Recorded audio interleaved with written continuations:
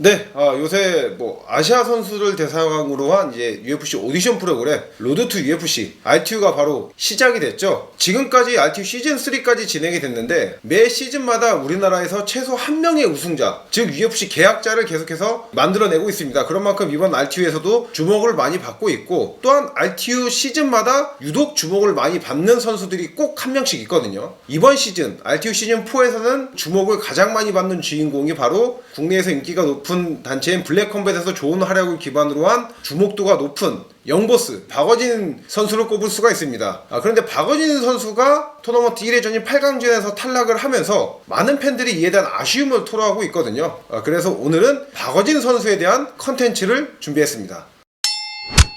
박어진 선수가 최근 높은 기대치를 받을 수밖에 없었던 게 블랙컴뱃에서 국내 라이트급 대표 강자들을 연이어서 꺾으면서 주목을 크게 받았죠. 일단은 라이트급의 레전드 파이터인 남희철 선수를 상대로 승리를 거뒀습니다. 그러니까 남희철 선수 하면은 뭐 UFC 선수로서 활동을 했고 우리나라 라이트급에서 이 레전드 반열에 올라서 있는 파이터인데, 남희철 선수의 투쟁심, 터프함 하면은 체급을 막론하고 우리나라 역대 MMA 선수들 중에서 손에 꼽히는 이 투쟁심과 터프함을 가졌거든요. 근데 그런 남희철 선수는 1라운드 KO로 잡아냈습니다. 또 라이트급 강자 중 한 명인 정한국 선수를 상대로 승리를 거뒀고요. 정한국 선수 하면은 강력한 인파이팅에 뛰어난 주짓수, 특히나 이 하체 서미션 스킬이 까다로운 선수거든요. 그런데 그런 정한국 선수를 그라운드로 데리고 가서 안정적인 이 그라운드 컨트롤로 판정승을 거뒀습니다. 그러면서 이 팬들에 대한 박어진 선수의 기대치는 최고점을 찍었었죠.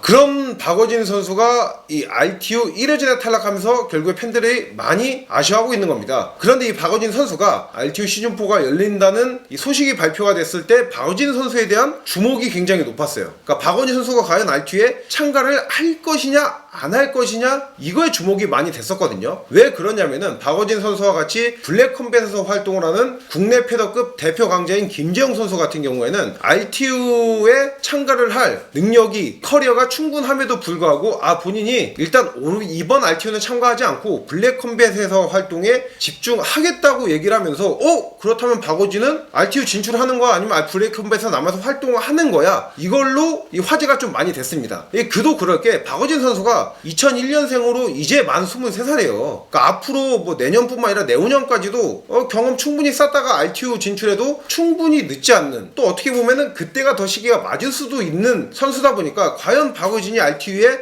출전을 할 것이냐 안 할 것이었는데 RTU 출전 선수로 발표가 되면서 박어진 선수에 대한 주목이 굉장히 높았었죠. 그리고 이제 8강전에서 이 나카무라 케이이치로라는 일본의 장신의 타격가를 만났는데 패배를 했습니다. 이 케이이치로의 유연한 스텝과 이 타격 수싸움에서 밀린 게 이 8강전의 주요 패배 요인이죠.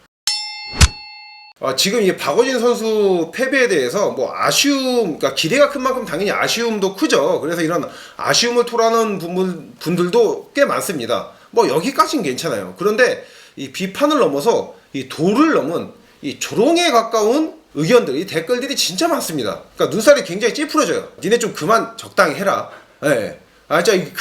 이럴 정도로 굉장히 눈살이 찌푸려지는 의견을 빙자한 말도 안 되는 조롱 섞인 이런 의견들이, 댓글들이 많거든요. 근데 이게 박어진 선수가 2001년생으로 만으로 23살입니다. 어린 나이에 RTU 참가를 결정을 하고 RTU라는 이 무대를 경험한 것 자체가 칭찬받아 마땅한 거예요. 결과는 아쉽겠지만은 이런 박어진 선수의 행보가 비난을 받을 정도까지는 아니라고 생각을 합니다. 그리고 이 RTU 이 8강전의 경기 내용을 좀 말씀드리자면은 케이이치로가 좀 너무 강했습니다. 그러니까 케이이치로도 박어진 선수에 비해서 나이가 많기는 하지만은 만으로 26살로 한참 성장세에 있는 선수예요. 게다가 MMA 전적이 지금 5승 1패고 UFC 프로 데뷔전만 패배하고 내리 5연승을 거두고 있는데 5승 모두 KO에다가 5승 모두 1라운드 KO입니다. 이 말인즉슨 상대 선수로서 케이이치로를 분석할 때 분석할 수 있는 표본 자체가 부족한 거예요. 게다가 지금 만으로 26살로 성장세에 있는 선수잖아요. 그렇기 때문에 이 선수가 나랑 지금 경기를 할 때 어느 정도 능력치를 보여줄지, 또 어떠한 능력을 갖추고 있는지 전체적으로 이게 베일에 쌓여있다 보니까 어려울 수밖에 없습니다. 그리고 케이이치로가 이 박어진 선수와의 경기에서 보여줬던 퍼포먼스를 보면은 다른 건 몰라도 이 타격 영역에서의 이 유연한 스텝과 거리 조절 능력, 이것만큼은 RTU 전체 참가자 중에서도 손에 꼽히는 수준입니다. 그리고 실제로 박원진 선수와의 KO가 이제 RTU에서 이번 시즌부터 처음 도입된 보너스를 수상을 했는데, 보너스를 수상할 정도로 뛰어난 퍼포먼스를 보여준, 그러니까 에피소드 1, 2의 주인공이 바로 이 K 이치로였던 거죠.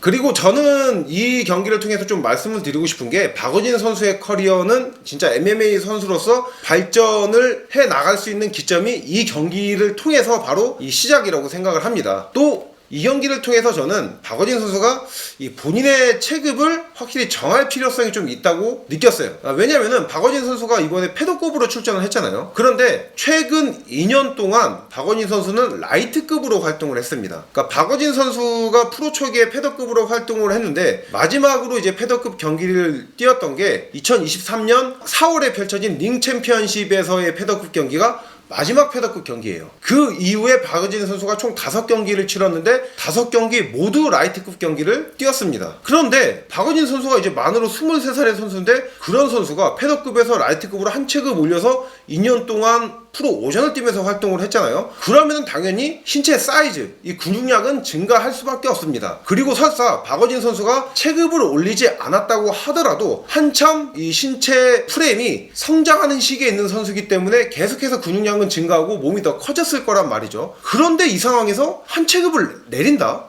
그래도 저는 이 결정을 들었을 때 개인적으로는 좀 물음표가 크게 달렸어요. 이게 좀 극단적으로 표현하면 어떠한 선택이냐면은, 성장기에 있는 청소년들이 본인이 좀 살을 빼고 싶다고 해서 1일 섭취 권장량 미만으로 극단적으로 식단 조절을 하는 것과 같은 예입니다. 그러니까 좋지 못한 상황이 발생이 되는 거죠. 저는 이제 박원진 선수가 이러한 과정을 거쳐서 좀 퍼포먼스가 좀 안 좋게 나왔다고 생각을 하고요. 그래서 박원진 선수가 다음 시합 때부터는 좀 라이트급으로 활동을 하면서 잘 먹고 편하게 운동하면서 계속해서 본인의 좀 몸집을 더 키워나가는 게 저 맞다고 생각합니다. 그리고 신장도 183이기 때문에 라이트급 가더라도 크면 크지 작은 사이즈가 절대 아니죠.